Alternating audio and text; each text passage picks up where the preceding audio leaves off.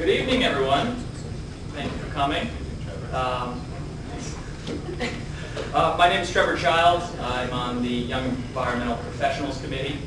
And about a year ago, we decided that we were just having too many networking events at bars, and we thought that it would make sense for us to get together on a semi-regular basis and incorporate both the networking plus some educational component.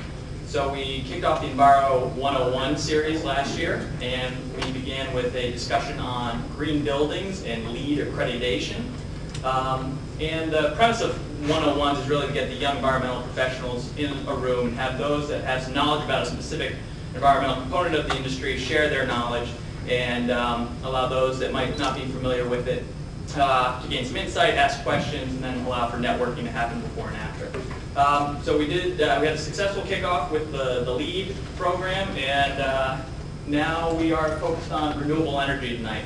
And we have a great panel of speakers. We do have a focus on wind energy. We had been hopeful that we might have been able to have some wind, solar, geothermal, wind, wave, and tidal. But it's predominantly wind. I think that's just a testament to the fact that wind is one of the most efficient renewable energy sources out there and cost competitive. So I'd like to just turn it over to the panel, and we're going to go down the line, begin with Andy, and he's going to talk about his experiences developing community scale wind projects, specifically down in Hull. And as we go down the line, maybe we'll just do a brief overview of what you've been working on, but maybe just to help those that are learning about renewable energy, maybe some of the lessons learned you've gleaned either from specific project experience or just your lessons learned about getting into the industry to help those that are here to figure out how they might get into the industry. So Andy. Great. Thank you very much, Trevor, and I really honored to be here. Thank you, EDC and Young Environmental Professionals. As Trevor said, my name is Andy Stern. I've been involved with wind since about '97. I have a few slides here I'd like to show you and help to share the experience with the Hull Wind project. So basically, this just discuss what the overview of what we're going to discuss. While at WPI, I was involved with a solar vehicle race, and recently involved with an MIT solar house, and also involved with the Hull project. So in 1990, I was fortunate enough to be a team leader for the electrical component group for solar vehicle WPI put together. Actually hand-built each one of these solar arrays out in Billerica in a place called Mobile Solar Energy. I was there third shift, and if you think about it, it's kind of like an engineer's dream. It's kind of like a solar geek in Willy Wonka's chocolate factory. I was able to run around and get hopped up on coffee and make solar panels.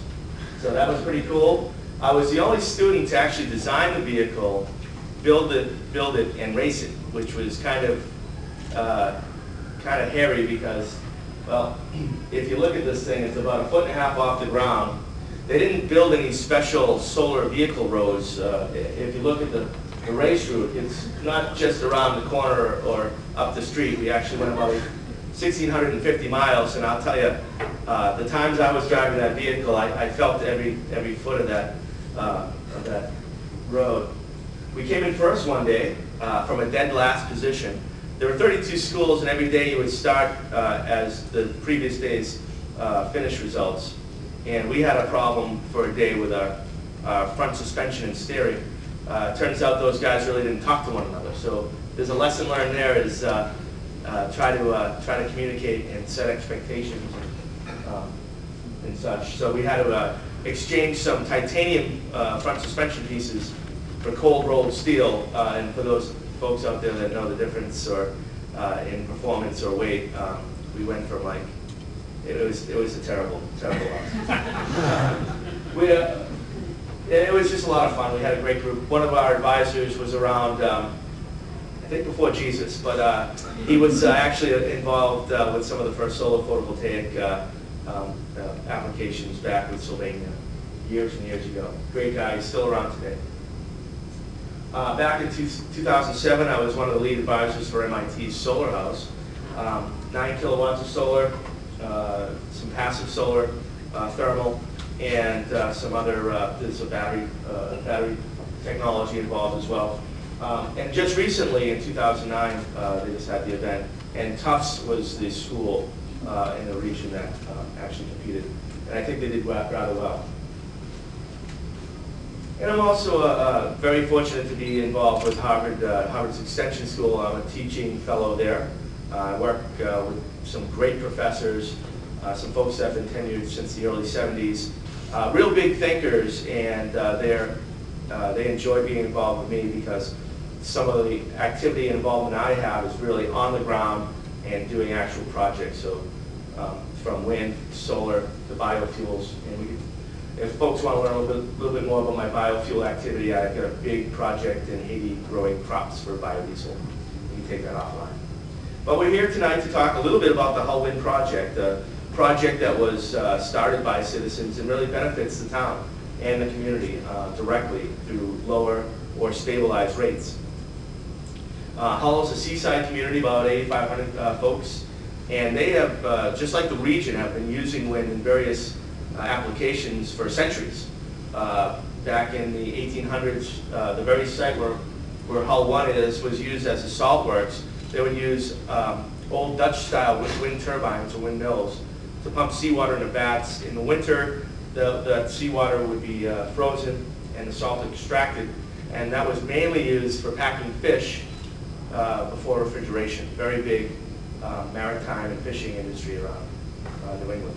And there are just a ton of other applications, old from grist mills and grain grinding to water pumping, that the old turbines in the whole region, the whole Northeast. So we started the project in 1997, essentially repowering a site that had a smaller 40 kW Enertech installed directly behind the meter at the high school. And again, one of the things Trevor mentioned is we're trying to help in these sorts of Enviro 101s provide you with some terms and some of the process. So when I mention behind the meter, what that means is it essentially is installed and feeds into the high school to try to reduce their load and essentially their meter from running as fast. And if you can produce more energy actually than your load requires, then you can actually try to make a little bit of revenue. But essentially what the turbine then did, and the platform actually is just off the left of Hull 1, for those of you who've been there, or I've suggested in the future that we hold an event down there because it's a lot of fun. Turns out there's a nightclub on top here.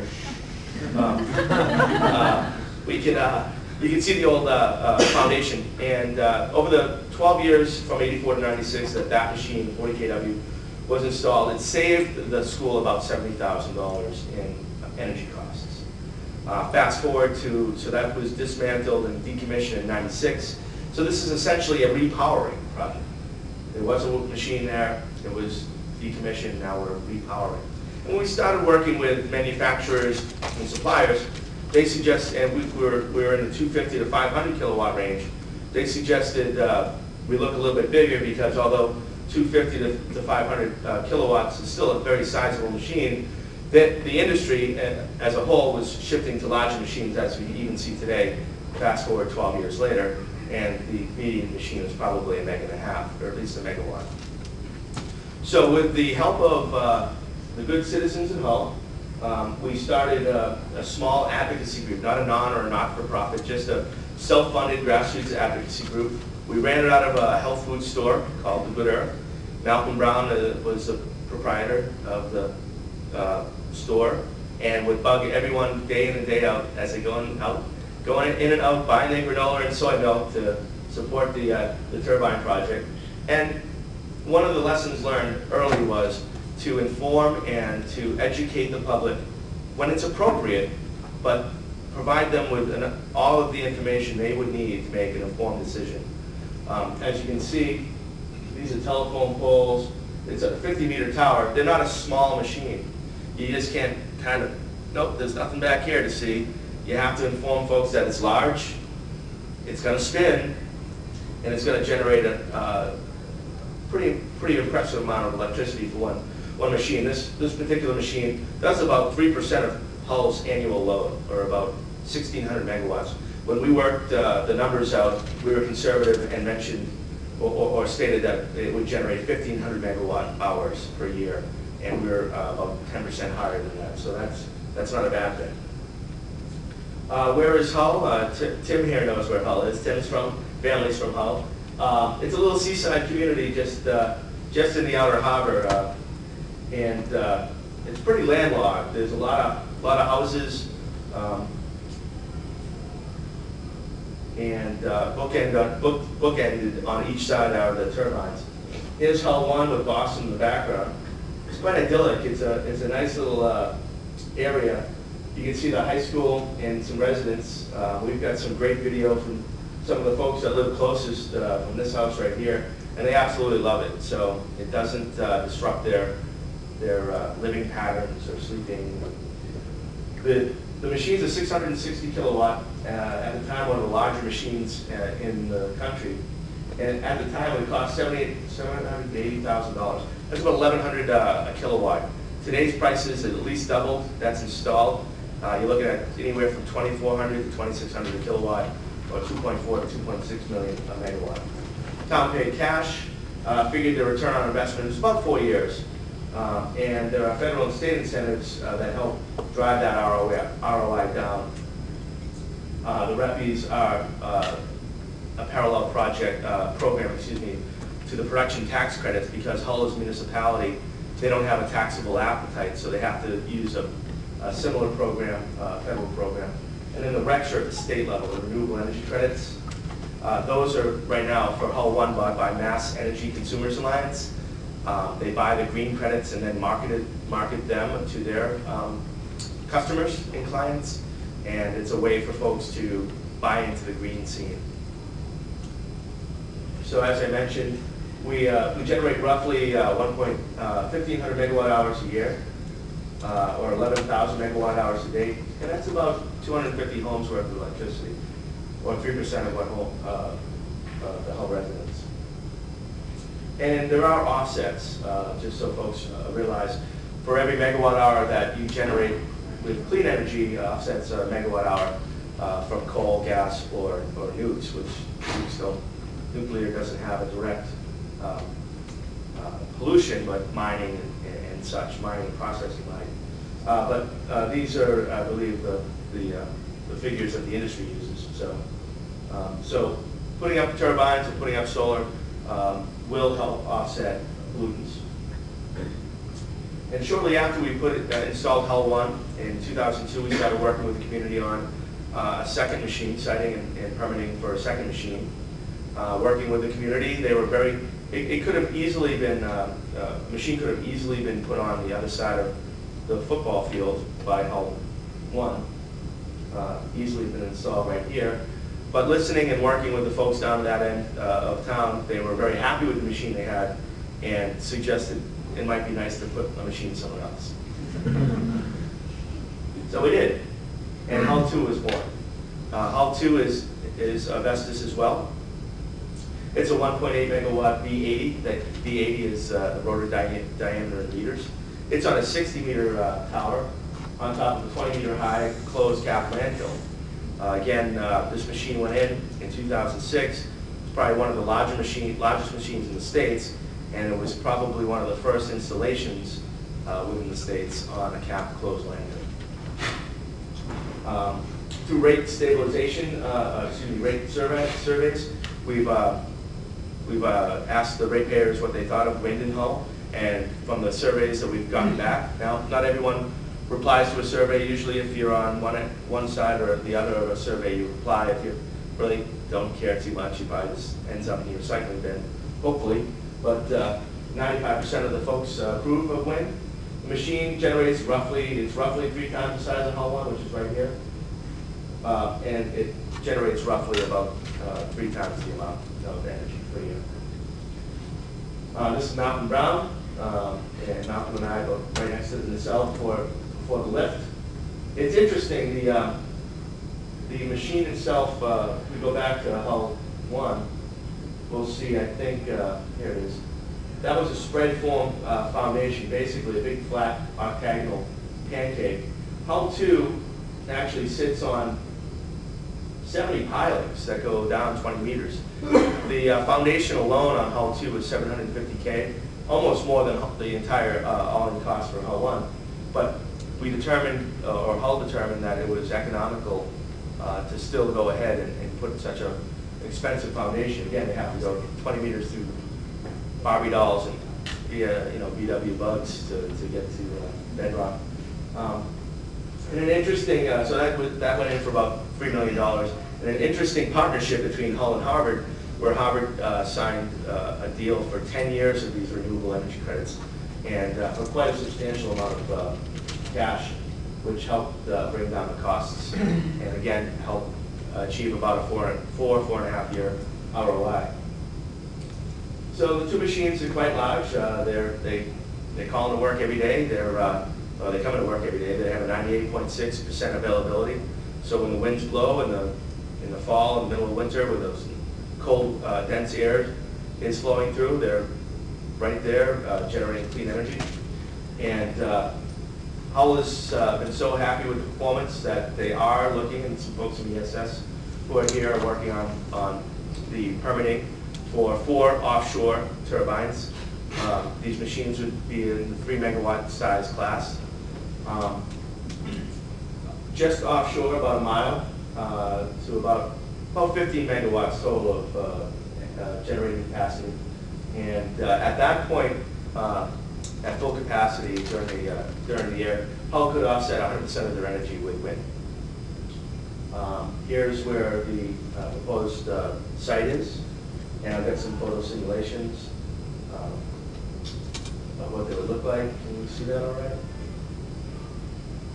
So, pretty close to land, some different perspectives. We go back, they're basically in an arc array. And why is it only 4 turbines? It looks like there's more real estate out there. Sure, absolutely. Good question. The infrastructure and all the actual transmission and distribution system could probably, without a major upgrade, could only handle that amount of energy coming back onshore. That's a very good question. As a matter of fact, you could probably put 20 out there, and but you would need some sort of dedicated distribution or upgraded transmission in the region. What if you included the surrounding communities? It's a good question as well. As a matter of fact, not only surrounding communities, but other institutions, MITs and Harvards, would just jump at the chance to participate in funding this. But it's oftentimes these folks also want the actual electron, and wheeling those electrons from Hull all the way to other communities. A direct sale to Hingham probably wouldn't be a problem because they're another municipality, but servicing other surrounding towns and cities would be a challenge because they don't have their own electric company, such as Hull Municipal Light Plant or the Hingham Municipal. They're serviced by NSTAR or National Grid. So something could probably be worked out. More likely, though, it would be the energy would go back into MWEX pool. It's Mass Municipal Wholesale Electric Company, and so it would go into their pool, and then they could redistribute it as they either have agreements or see fit. But that's a great question. We're looking at doing a tidal energy project. I just recently initiated a hydrokinetic or tidal energy project utilizing the current flow through this channel called Hull Gut. And Hull 1 is right here, so we've already got fairly decent, reliable interconnect point. We're in the very early stages, and we're looking at, we'll be doing a resource assessment with Woods Hole Oceanographic Institute in the spring. So very excited about that, to get some professionals down there and take a look at the current flows through the gut, if there's different HUD zones. And right now the technology that's out in front is this Gorloff helical turbine. It's a professor from Northeastern University, has a great technology. He's doing some big projects in Korea. And you would think something like this is like a La Machine for fish, but it turns out that it has a low pressure zone around the device and actually kind of keeps fish and other debris away from the turbine. And it seems like, unlike maybe having a wind turbine underwater, this is omnidirectional, so you don't have to change your orientation. It's so early on right now in the project that we don't know actually which technology will prevail, but it looks like this is out front. We've already had about a half dozen meetings with Alexander Grolov. Hull's won a lot of awards. We've won awards from folks that don't give awards, so that's pretty cool. EPA loves us. I was just out at a conference in Detroit for the American Wind Energy Association, and some of the folks there are real excited. They're running an offshore workshop in December here in Boston, so watch out for that. And I know there's another event, an EBC event that is showing up next week on offshore wind. But a lot of attention by folks. So that's great. There's the Hull Wind site, and you can certainly reach me at Andrew at Hull Wind. Or for those that need turbines, I just started a wind turbine company, and I'll be selling 600 kW machines, like Hull One, the exact same model, and 1.5 megawatt direct drive Vensis models out of Germany. So that's my shameless self-promotion. Thank you guys very much. It's great to see such good.